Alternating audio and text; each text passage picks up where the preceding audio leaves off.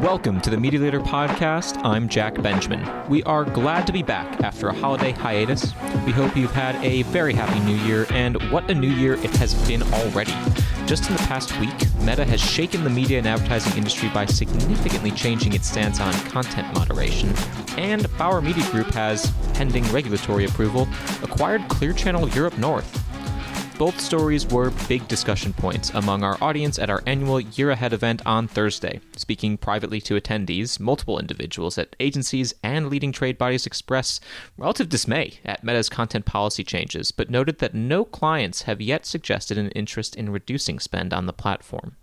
Meanwhile, Bauer Media will surely compete more heavily with rival Global after scooping up Clear Channel's business. Bauer will now own not just audio and publishing properties, but for the first time out-of-home inventory. It's a big move, to be sure. If you're interested in reading more about either of those stories, please check out our coverage on themedialeader.co.uk. We'll be looking to unpack these stories and much more in the near future, and we'll have more to say from the year ahead. But on today's episode, I wanted to return to an earlier event we hosted just last month at our inaugural Future of Video event. While there, I hosted a panel unpacking what I believe will be some of the most important questions facing marketers as they look to spend on video in the broadest sense possible, be it everything from short-form platforms to streaming, connected TV, broadcast, and even on the big screen in cinemas. Namely, what is a view? How should we be measuring not just what a view is, but also what the behavioral response behind that view is? Marketers keep telling us that they are increasingly interested in an outcomes-based assessment of their media strategy, and this panel dove deep into what is really happening when you watch in video advertisement. The panel features Jenny Fernandez, TikTok's head of research and insights, Michael Toll, Digital Cinema Media's head of strategy and insight, Leah Karam, consulting director of Total Media's behavioral science consultancy Behave, and Julianne Beard, director of research at market research company Mindlab. I hope you enjoy. Wow, I'm really excited for this panel. We've got the shortest of short-form video and also perhaps the longest of long-form video on the panel alongside some agency-side behavioral researchers. And I couldn't think of better people to talk about video viewing.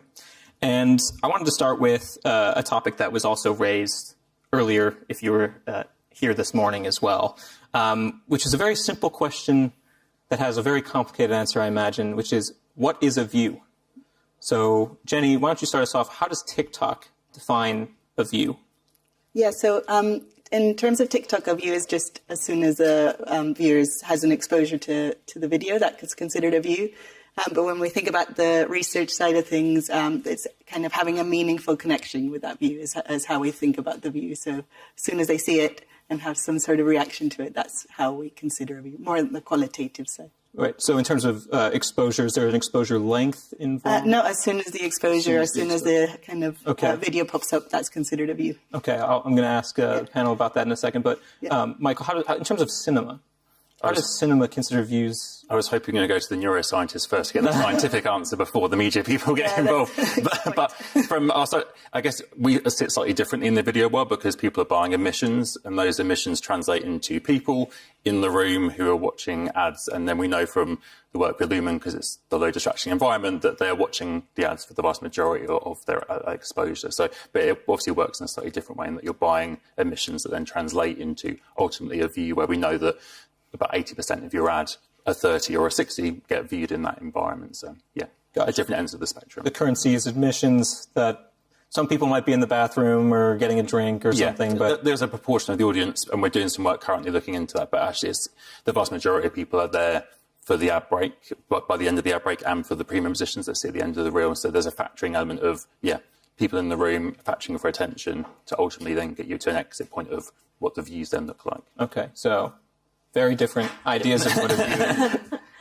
Researchers. Leah, why don't you start? What does that sound like to you relative to what your understanding of a view is? So as a behavioral scientist, that's a very broad question because obviously we investigate and dissect every single thing ever. So a view is quite broad in the sense that when you look at short-form video, a view can be 2 seconds. If it's longer, the view is maybe 4 seconds, then longer, 6 seconds, etc. So it's quite proportionate.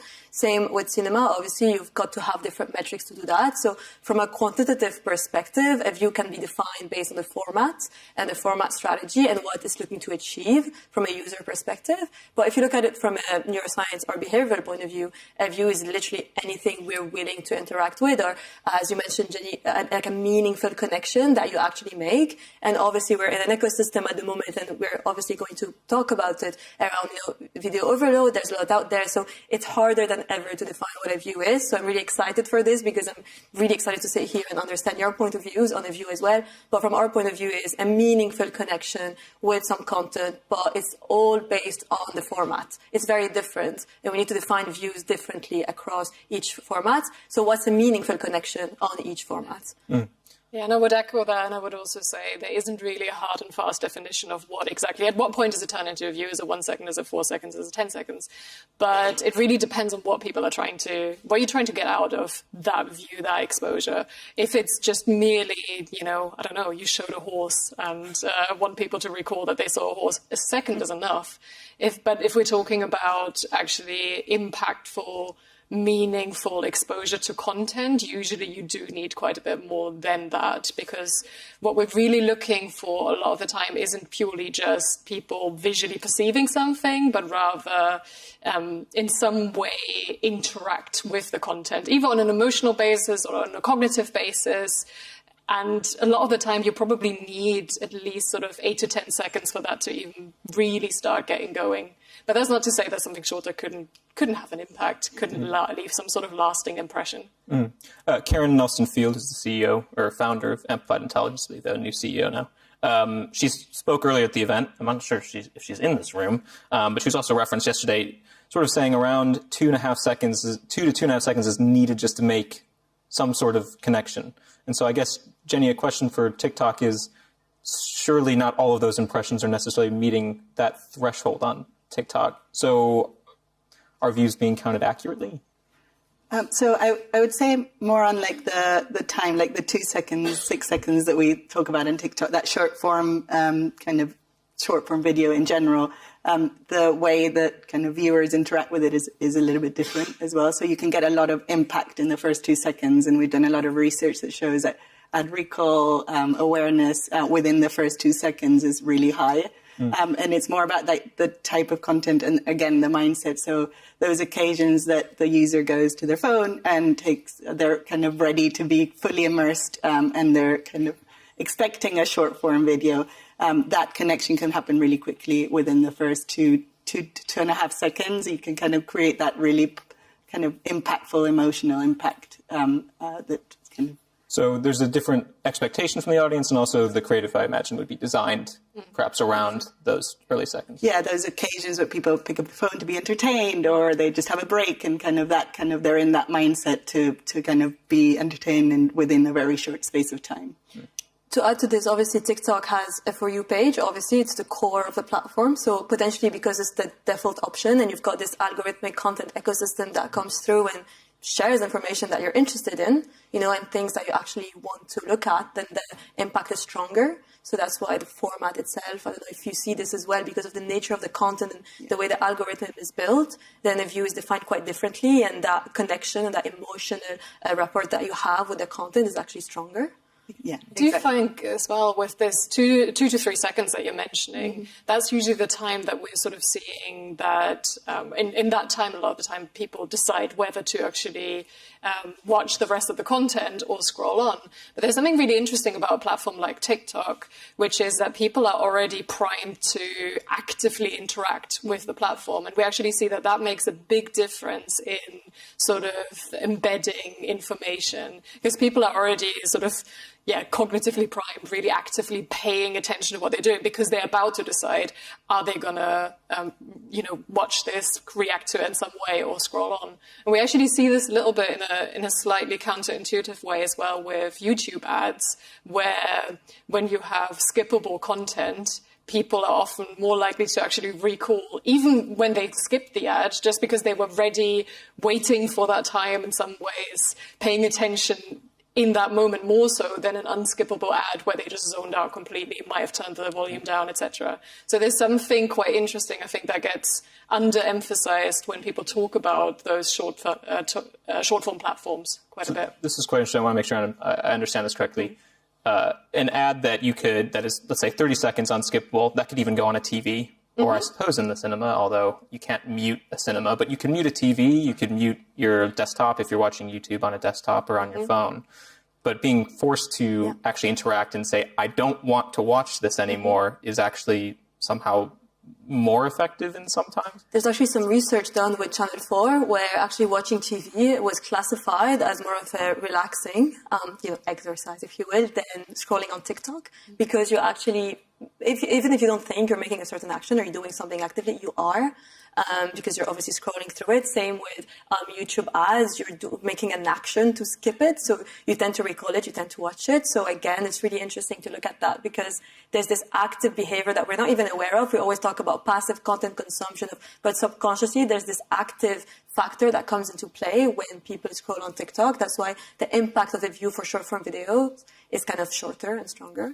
I guess it's interesting. The conversation is often a lot about the number of seconds, but actually what we're seeing is actually the complications. It's not just the number; it's also the mindset, it's the need state, it's what the advertisers actually outcome they're trying to achieve, the objective they're trying to, and what's the right mix of things at any one time to achieve those things. I think there's no necessarily right or wrong, is there? It's what are they trying to achieve and what's the best ways of achieving that objective. So one thing on the nature of TikTok is like entertainment platform, and it is skippable for a reason. It's creating like entertaining content, and that's why it's there. And we want to kind of, the creativity comes up because of it. So that's that mindset of like the why people are going there, to educate or to entertain us. And as humans, everyone wants a choice, right? So if you feel like we have more control over it, then we feel a bit more involved. It's your For You page, it's in the name. So like people get really like excited to be entertained, and they can make the decisions about how. So that's what's really interesting about TikTok. So it sounds like the question shouldn't be what is a view, but how should we be defining a view, especially in different environments and non-different media channels. And it sounds like there isn't one answer to that question. No. In terms of video as a very broad idea, has it become commoditized? Is there too much video that any one video is not necessarily enough to make an impact? I mean, we're talking about how many different things people can spend hours on TikTok seeing hundreds, maybe thousands of videos in a given session, depending on how into it they are. Whereas obviously on cinema, there's a bit different. You have a set number of ads placed before the movie that you're there to watch. And that doesn't even factor in TV, YouTube. Is this a good thing? Is this a bad thing that there's so much noise out there? It's a democratized medium. That's, I suppose, a good thing. Yeah, I guess we talk a lot about content, and I'm a bit of a traditionalist from the cinema world. I really despise that word because I think there's a difference between like there being stuff to watch, and there's a role for stuff to watch where you'll do it every night, just sitting at home watching stuff. But there's a difference between stuff and storytelling and stories, I think. And that's not to say you can't have storytelling in short form social video platforms. You can sit on TikTok and see someone's 12 posts in a 12-part story. But that's different to, I think, just stuff and content that you're flicking through. I think there's different modes of video, and there's still, whilst there is the volume of stuff is a lot more, not necessarily all of that is storytelling. There's still distinct differences in the types of video out there, I think, and then what that means for an advertiser and what you do in those spaces and how you show up and what you can get out of those spaces, I think, is still quite different. So yes, probably from a volume perspective, there's a lot more happening in maybe of content and stuff than storytelling in terms of the volume of video that's out there. But I think there's still a big difference between the types of video and how you can use those in your plan as well. Mm. I would add to that as well as like that. There is a lot of content out there, but the kind of viewers have a choice of what to watch. So they need to find content that's relatable to them. And there's a lot of all the communities on TikTok that feel kind of personally relevant. And that's kind of, I think it's not about being commoditized, but it's more about like that choice that you kind of find your kind of what resonates with you as a viewer as well. I'm going to add to this because obviously we talk a lot about, is there too much to watch? It was literally the theme of a conference as well that I had last April. Is there too much to watch? And actually we said that obviously there is, but that means that there's actually like a phenomenon that happens that kind of counters this, which is the concept of safe anchoring. Because there is too much to watch, you end up watching the same things. We need to give the users and people, for all humans, more of a choice to be able to really filter out that kind of content in a way that resonates with them. So essentially, a lot of people come up to us and say, yeah, I've been rewatching Friends, I've been rewatching this, rewatching that, because I'm so lost, there's just too much, I don't know what I want, the recommendations are not too sleek, So again, we need to really improve the tech behind that, the algorithms behind that, the ways that we share that information, but also we need to create more diversity of thought. So there needs to be the right balance between content curation and a diversity of thought to get people excited about finding out new things and reading more in a way that's sleeker. That's why format is going to be a huge theme next year as well, in terms of, and you said it, Michael, it's not just about this is right, this is right, this is wrong. No, everything has a purpose. Every type of video, every format has a purpose, but it's about how you add value via those formats and integrate them in the right way. When I scroll through a streamer platform, how can I actually find the things that interest me without being overwhelmed? I've been watching the same stuff for the past 2 weeks, so I'm not going to say what, but anyway, it was a very interesting show, but I don't think it's on brand for me. So, so yeah, I think we need to give that, we need to do that more next year, and we're going to talk a lot about format and improving different streaming platforms and even short form platforms. So it's going to be a very interesting conversation next year. I would also argue that it ultimately puts more pressure on advertisers and content creators to create content that actually truly stands out, that truly actually fulfills a purpose. I mean, we can all argue that there's too much video content out there now, and compared to, I don't know, in the 70s when everyone had 1 or 2 channels, okay, we have much more choice now, but it also means that ultimately the content that gets interacted with, the ads, the campaigns that actually get some form of traction, they are the standout ones. And they might be a standout because of personal relevance to a specific group, for example, which can be a very, very powerful thing. Or they can, be things that are truly, truly novel, truly unique, cutting through in some way, emotionally engaging us in a way that's something new, something exciting, or even just speaks to us on a, really underlying emotional level. And I think ultimately it's not, for the consumer, ultimately it's not a bad thing. For the advertiser, I think it creates a little bit more of a challenge, but that challenge ultimately might as well result in higher quality. Right. So I guess the question I want to get at is, how do you create something that does cut through with, let's say that there is a lot of noise. Yeah. Mm-hmm. Especially on a platform like TikTok, you have to make an impression within clearly a very short amount of time. Maybe captive audience in a cinema, very different. I mean, just that difference creates a problem for anyone in the creative industry to come up with multiple different ideas, maybe for the same brand, right? I mean, I'm quite biased, but really, really tap into your audience and your consumer. You've got more tools than ever.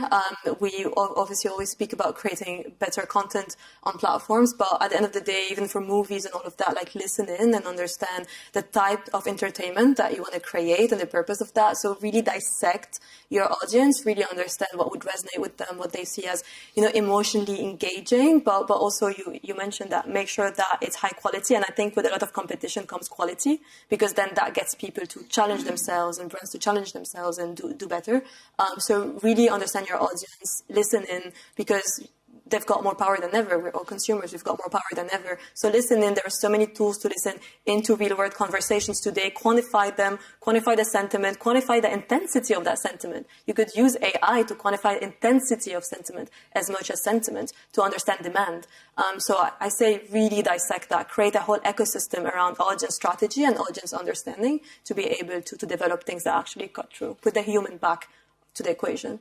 I would add too, on the kind of having really strong creative and creating that emotional connection with the user. That's kind of the core, the essence of what needs to be done, and how we get asked all the time, how do you keep up with all the trends? And it's keeping that essence of your brand as well, and what your brand values are, and what trends resonate, what types of kind of content you want to put out there. TikTok's very easy to test things out. Do they work? Do they not? And kind of doing that test and learn environment that then, if the idea is good, if it kind of resonates with people, and they can connect with your brand at some level, then you can use that to expand to other platforms as well.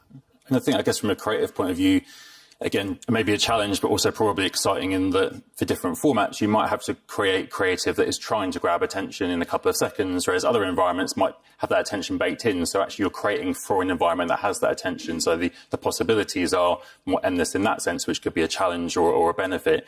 And I guess to your point is about how those brands show up and take advantage of their spaces. Like hearing you talk, and I think a good example is someone like Currys, I think, who've infused, talking about things and how they resonate, being very funny in their advertising, creating and crafting well-written, humorous tales that show up on TV and in cinema, but then activating that in a different way on social video, but doing it in a really funny way that mirrors the tone of what they're doing, the brand colours, the staff members, and it kind of works together as a whole strategy, but it's understanding what works in the different spaces to activate that whole overarching strategy and objectives they're trying to achieve, I think. Exactly. Michael, would you say that there's enough tailoring to cinema in terms of creative? It seems like a lot of times, I mean, when I go to the cinema, I see ads that I might see on a TV, just on a widescreen format. Is that by far the most common? Yeah, probably in terms of percentage-wise, you're talking about TV ads being put on cinema, or the longer versions of the same ads you're seeing on TV will be in cinema as well. We have seen a massive growth in the last year, particularly, of work that our DCM Studios team are doing with brands, so creating bespoke content or taking the TV ad and putting in frames or bespoke end to it to make it a bit more relevant to the cinema environment. We're definitely seeing an appetite for brands for that, because again, I think they recognise the importance of context, and yes, you've got attention baked in, really, but how do you show up and cut through in that space where every ad has the potential to get attention? And I think there's some good examples this year of brands have been taking over the turn your phone off message, which is obviously a part of the kind of ritual of the reel. You get to that point, and brands taking that over. And anecdotally, I was watching Gladiator 2 on opening night in IMAX, and we have Voxy, the youth kind of phone network, taking it over, and the ad is very funny. And hearing in that room full of 100 people actively laughing at the ad that references the cinema experience in a way that attunes well to the brand really resonates and cut through. So I think there's definitely a benefit for brands to maximise their creativity in whatever ways, in whichever spaces that you're in. Yeah. Something that when we chatted previously, Leah, I think you mentioned there's a difference in algorithmic consumption. You mentioned it earlier versus the more intentional, I'm seeking out a relationship with a creator, let's say on a social platform or YouTube. Does that have different benefits in terms of the emotional response and how you might respond to especially ad content? Yeah, we talk a lot about the creator economy. You know, we're all creators now. Obviously, we talk about influencers, but we all create content. We are interact in that environment. Some of us have a higher authority than others within certain verticals and all of that. So creators are now influencers. Influencers are now creators. The issue with that, though, is that when you're interacting with content, let's say on short-form video, you get to a point where you interact more with the content itself than the source of the content. So sometimes it's hard to create that one-on-one relationship when you scroll through the content, but you listen in on the content, not the creator. We see that a bit more with older generations. For instance, they're there to be entertained versus Gen Zers, Gen Alpha, even with their own language. I learned some of the Gen Alpha slang, but those are like, they're 14 and below. But basically, we see less of that with them because they want to learn from creators. They want to learn about new brands. They want to learn about new products. They want to learn about new services. But the thing is, when you look at 34 plus, you get to a point where you realize actually you're a millennial, you're Gen Xer, etc. They don't really interact with the content itself. With the creator themselves, they interact with the content. So you end up going through this kind of stream of content. So again, there are advantages, disadvantages. So it's about bringing in that one-on-one relationship again, bringing in that meaningful connection with the source of the content. Because when you scroll through, you might forget about who's talking about it, and just you just focus on the content itself because you just go through it quite quickly compared to the source of the content that you might get on long-form content.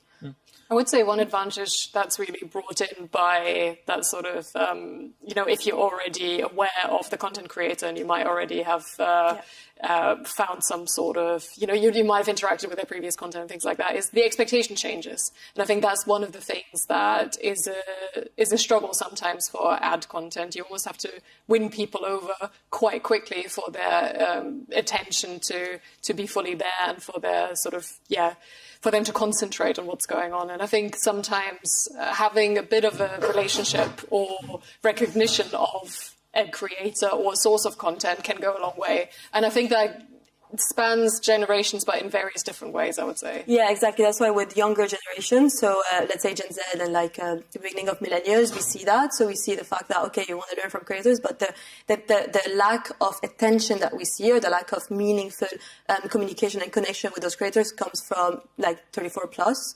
They end up wanting to be on, obviously Facebook videos to be entertained, TikTok videos, etc., even on Twitter, so you end up not having that connection. So you have it with Gen Z and those younger generations that use that. You search for a new camera on TikTok, you look at who's talking about it, you see them inherently, you interact with them and all of that. But when you look at older generations, their consumption of video content is extremely different because they interact more with the content and not the source of the content. So with that generation gap in mind, how should brands be considering a platform like TikTok or other short-form video platforms? I think it goes back to the purpose of it, right? So if you look at, if they want to be entertained and they want to look at information like that, because they'd rather go and search for things and look at different articles and look at that feedback loop instead of just making a final decision by looking at videos. So it's about adopting that multi-touch point approach as well to be able to get them from one space to the other. You could entertain them, again, at the top of the funnel, really use humorous content if they want that, use things that resonate with them, and then get them through the funnel to then be able to convert them rather than Gen Z. I always say that Gen Z lives in a loop. It's not a funnel for them anymore. It's a loop. Awareness and purchase happen at the same time. They can learn about the brand before you even speak to them, to creators, to GCC content. That's how they communicate. That's how they interact. But when you talk about millennials and Gen Xers, they still need that funnel and to go through it. So I'd say understand your lower funnel and the top of the funnel and really crack that to be able to look at when you could actually engage them, make them consider you, and then convert them. It's quicker with Gen Z for sure. Is that what you see on TikTok? Yeah, I would say the content is a really interesting conversation because that's kind of the power of TikTok. That For You page is all about the content. It's not about who you follow. And it's kind of offering that really relatable content makes it really impactful and emotional connection. And we're seeing that leads to then the algorithmic kind of aspect leads to the deep connection when they kind of find new communities, they discover new products. And that's kind of started the younger generation, but we're seeing more and more like older generations and different communities in there. And that's kind of really growing. And it's less about the generation. It's more about like the interaction and what they're finding, what value they're finding out of the content. And due to the scale of TikTok and how many users it has, we're definitely seeing a shift and kind of growth around the older generation, adopting the technology a bit later, but that's kind of always happened as well. How else has consumer behavior shifted? I think something that often gets brought up is no one has attention spans anymore. And I don't know if people necessarily blame short-form video for it, but some people do blame short-form video for it just because it's so popular and it is very fast. Julianne, are people actually less attentive today? Well, it's quite fascinating because I think people always think that our attention spans have definitely shortened and that we're not able to pay as much attention anymore. But what we're kind of generally finding in research is it's not that attention spans are generally shorter across the board. They're just a lot more selective.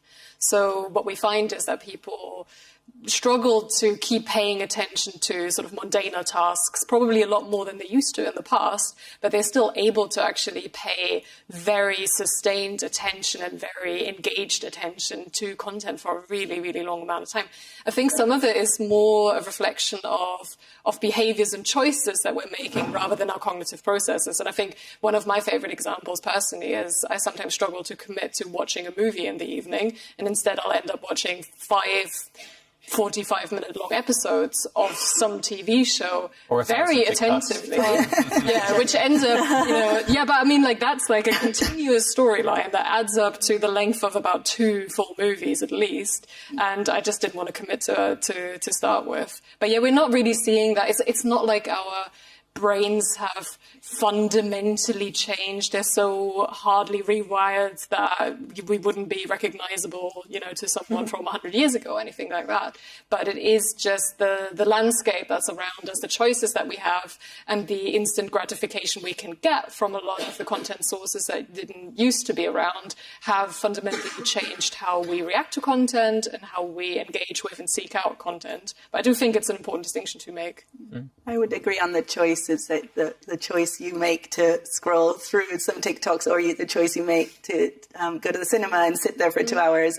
It's not about the attention necessarily. It's more about kind of there's more options out there for people. No, I agree. I was wondering how we were going to answer the question. I feel relieved that we're all aligned, I think, in the sense that I think, we have more choice, but if you want to watch something or you want to do something, then people do have the attention span to game for 6 hours or to watch Wiki for 2 hours 40. We will have the ability to still do that. It's whether we actually want to do that or whether we're actually, because what we're watching, we don't deem that worthy of actually giving it full attention. We have opportunities to distract ourselves or second screen and do other things in the way that previously, when I was growing up, you would just watch the thing because that's all you had to do.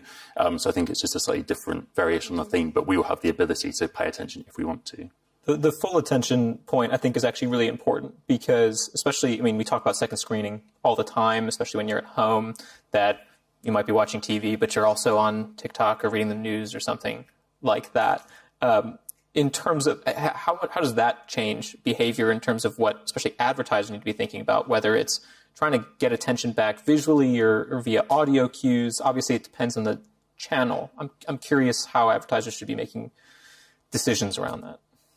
So I think it goes back to Jenny's point, and it's a really important point, talking about communities and understanding what they want to watch, what they look at, when they're watching that content. If people want to actually, if you want to watch, let's say you want to binge watch 24 episodes or 48 episodes or something. I'm not going to go into the depth of it.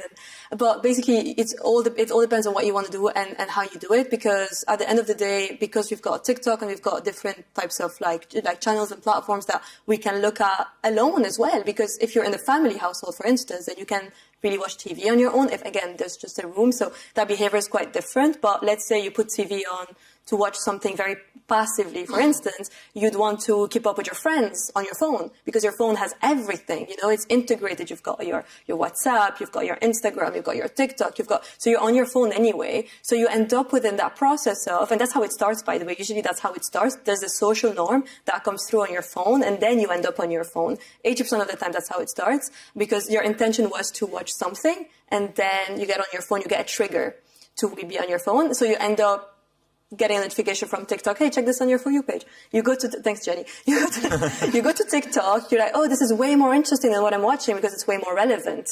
So if we do some ethnography research, I'm sure that we'll find some of those snippets that come out from that. So you turn your TV off, you'd want to be on your own, look at content that's relevant to you, interact with your friend, interact with that, and scroll on them. So it does depend on the community that you're in. So for instance, if you're really into football, if you're really into reality TV, you want to continue the MS celebrity snippets.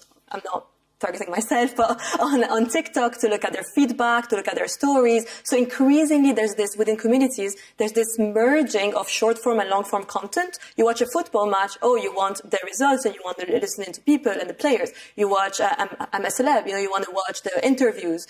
You want to watch their actual behavior with each other and how they are on TikTok. So increasingly, I'd say there are two things. The first thing is we see that dual screen when people want to access their phone for another reason. So they're on TV, they're on their phone, they find something more relevant. And we also see it when there's this merge of short form and video content, in the sense that, I want to keep up with that show that I'm watching. I want to keep up with their feedback. I want to connect with this person. And then you end up within that stream of content. So I'd bring it back to community and the social norms of community in general. It just strikes me as the biggest headache ever for measurement. Yeah, it is, but that's the thing. So we need, and we talk a lot about that with the team as well. We need to re-measure and re-evaluate effectiveness, because the shock of the new is nothing new, as you said as well, right? So the shock of the new is nothing new, So we need to re-evaluate that. We can't really measure against current behaviors with past metrics and outcomes. We need to really tap into audiences' behaviors. That's why behavioral scientists, neuroscientists, and really understanding consumer psychology is more important than ever, because we need to tap into those need states, into those behaviors, understand with this whole ecosystem that's completely shifting, how can you actually create within our industry a better way of understanding that, measuring against them, and supporting advertisers and getting commercial results from that, ultimately offering value to the users. I would say also that kind of moving from passive to active is kind of that double engagement in terms of measurement. We know from our research that it actually amplifies, like having a TV ad and then having the TikTok version amplifies your measurement performance on awareness, on recall. So measuring like the holistic view of what's going on in the mindset of the viewer, and kind of being aware that it's not just about the passive or the active, it's kind of the combination of both. And there's a lot of like measurement kind of techniques to. And to come back to the point around sound and vision, I think ultimately, sound on and full screen vision is ultimately the peak of what you should be trying to achieve. I think Box did some work around earning attention. I think the stat was when you're distracted, you're 20% more likely to remember what you hear than what you saw. So it shows the double benefit of having audio to back up the visual. Obviously, from our perspective in cinema, you hope there's much less distractions and the volume is so loud, the screen is so big that it interacts that. But on other screens, I think that's what you should be aiming for, and having that double benefit of having sound and vision ensures that at least something's going to cut through rather than just missing everything. I would say people do, though, there's something about that sort of uninterrupted view that's put on a pedestal that I don't think it actually belongs on.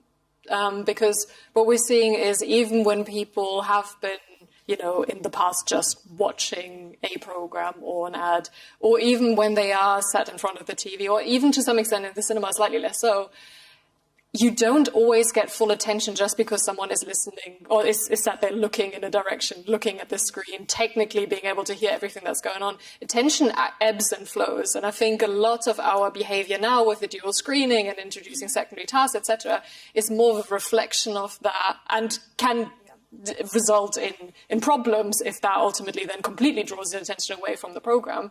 But it's more of a reflection of these attentional patterns that we've always had and always seen than that they are or creating that, essentially. And I think that's really important to be aware of in creating content more generally, because we have there's lots of dips roughly every 10 seconds or so. We probably stop paying attention, and lots of people sit there and technically watch something but have other things going on in their head. That means after half an hour they can barely tell you what's actually been going on. And we've done some research on TikTok too that kind of within short form video is that attention is slightly different. So the peaks kind of go up in the shorter versions of it. So it's still that same behavior, but it's kind of all shortened. So keeping that really good creative that has like suspense throughout the video is like engaging enough to keep you going in a shorter form. Is like slightly different kind of. They've always had to draw you back in. It's just at what point, like how long they have to draw you back. It's like applying the peak and rule to the videos. So you could like have this like emotional moment and then end on a note that it's applying those concepts. But obviously the whole world is shifting as we know it. We talk a lot about immersive experiences, augmented reality, etc. So how is that going to come into the equation? Again, we need new like measurement. We could obviously talk about like the fact that we obviously, when you talk about that ages ago when 3D started to happen, everyone was excited for Avatar. A brand new foundation happened. A brand new foundation came to life. So the same is going to kind of take place now with augmented reality and those experiences. How are we going to cope with that? So it's like a learning curve for everyone. Although I would say 3D. Don't know if that really panned out as popularly. Exactly. Everyone thought we had back then. Obviously, I was a tiny baby. I'm joking, but there were so many conversations about 3D and the metaverse. Even this is going to change the foundation of things. But again, as you mentioned, sometimes we need to take things with a grain of salt. So things are happening. We're humans. We're shifting. Things are changing. We're not transforming into aliens all of a sudden, so we just need to look at that, cope with that, look at the changes, keep listening in, because we're all consumers, we're all human, we're all users. Keep interacting with each other, keep offering value to people, understanding what gets them excited about things, and really create a content that cuts through, that fits every format. So really understanding that format strategy and that format behavior is really important. Their audience's behavior within that format. So I think, we obviously, it's a step-by-step process. Things will be changing, so we need to measure things differently, but I'd say focus on format a lot within 2025. Yeah, I guess that's the takeaway. Is what we're saying is it's complicated, and you have to measure what you're doing in the different spaces to understand what those each and together are doing for you. Essentially, is the outcome, which is what every brand is trying to do, and what we're all trying to help from a media perspective, trying to help brands understand how it is or isn't working for them and how to improve. And I think that's the ongoing challenge as things get more and more complicated and fragmented. We've only got a couple minutes left, so I wanted to do a little bit of quick future gazing. Leah, you already started us off. What are some other trends that we should be keeping a close eye on as we move into 2025 and the near future in terms of behavioral changes that you might be able to expect from consumers, especially as the TikTok generation starts to get a little bit older? I mean, that's me. I'm part of that, and I feel like, my knees are starting to creak a little bit. So to start off, obviously with TikTok, remember in 2019, everyone TikTok was starting out and all of that. Obviously back then it got acquired by Musical.ly, so a lot of the users were quite young. Then it aged up, right? It aged up. It became something that we all look at, we all adopt. We search on TikTok, we connect on TikTok, regardless of your age. So obviously, like short form content, it goes without saying, it's going to keep booming. The creator economy, we always talk about the value of creators and how the industry is going to grow to 200 billion in 2030. So we talk a lot about the creator economy and within the communities and how to integrate that. So there's going to be more more conversations, more of a process, more of a boom of the influencer marketing industry. We're even talking about behavioural influencers. So how can we better connect people, like influencers and creators, to brands? So a lot of conversations about creators as well. Obviously short form and long form. So in the past 2 years, we've been and brands have been experimenting with continuing a story, that storytelling, from long form content to short form content to amplify that. So kind of the marriage of the two of you, just really amplifying that. So there's going to be more of that. You could continue that story. You could grow with creators. You can understand the kind of the behind the scenes in a bit more depth. So I'd say focus on the format. So again, test and learn, know your audience, and create different strategies across different formats. This is really important. The second thing is focus on creators and influencers and understand how you can better leverage them so they can communicate your brand. For example, like Disney Plus just hired creators to do the red carpet because they know that those creators have a huge following to then amplify a certain movie. So really, really, really capitalizing on that is going to be really important. And I'd say that the third one would be obviously focus on communities and grow that, really understand what consumers want, how you can actually understand them. And remember, it's not, you shouldn't have the answer tomorrow. You shouldn't have the answer next year. It's a process. It's very bespoke to each industry, each category, each brand. So it's about making sure that you get the best out of them for your objective and experiment with that and work with the right people to do that. So as Michael said, there's no set answer, and it's the beauty of it because you can really experiment with it and leverage all those tools and all those processes to create something really impactful. Julianne? In the absence of set answers for all the industries, etc., I have one challenge that I'd like to see resolved in some ways, which is, we know that active engagement with content really drives so many positive metrics for an ad, and I'd like to see more interactive ads developed in a way that's actually fun, engaging, and is giving a benefit to the viewer as well. Because I think some people are trying to do it, but it's mostly still very early stage and not very successful. And I feel like we must be on the cusp of something a bit better. I thought there was going to be more of that bouncing QR code at the Super Bowl a couple of years ago. I haven't seen hardly anything like that. So to your point. Yeah. Michael, about DCM? Well, I'll just briefly say that this time next year, our new Avatar movie comes out, so 3D is back. 3D is back this time next year. Never know. So, yeah, but I think what we're seeing is cinema emissions keep growing, audiences keep coming back, and this month in particular having a huge month. So I think there's still, even in a world where people have access to more content and enjoy so much short-form content, actually there's still a desire for long-form storytelling in that environment as an event out with the people you care about. So it's that both of those things will happily coexist together and will continue to do so because they provide different things for people, I think, is the benefit. Jenny, last word. Last word. So I would say more like what you referred to earlier, like the generations, everyone's getting a bit older. So actually the way people are using TikTok's different now. Like we've got new categories and thinking about for the brands to think about like where their kind of future consumers are coming from as well, from like luxury to finance. They're being a lot more savvy on like the type of content or communities are engaging with on the platform. It's not just about like the example I gave, like FinTalk is like finance talk, or like Clean Talk is more niche about like specific communities within TikTok and the evolution of how like different generations are growing the platform and growing engagement. Thank you for listening to the Media Leader Podcast. Our executive producer is me, Jack Benjamin. Special thanks to our production partner, Trisonic. You can find all our episodes wherever you get your podcasts or on our website at themedialeader.co.uk. But do please remember to subscribe to be notified when we release our next episode. You can also subscribe to our newsletter at The Media Leader to receive daily coverage of all the biggest stories in media and advertising. From all of us at The Media Leader, I'm Jack Benjamin. See you next time.